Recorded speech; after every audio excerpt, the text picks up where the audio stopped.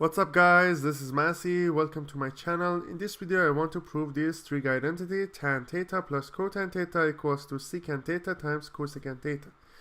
So tan theta is sine theta over cosine theta plus cotan is cosine theta over sine theta. Then I have common denominator, so it's going to be sine times cos.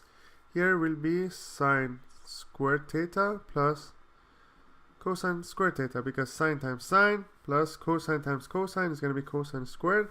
You know, sine squared plus cosine squared is 1, so I have 1 over sine theta cosine theta, or I can write 1 over sine theta multiplied by 1 over cosine theta. The first one is cosecant theta, the second one is secant theta. So as you see here, that's proven.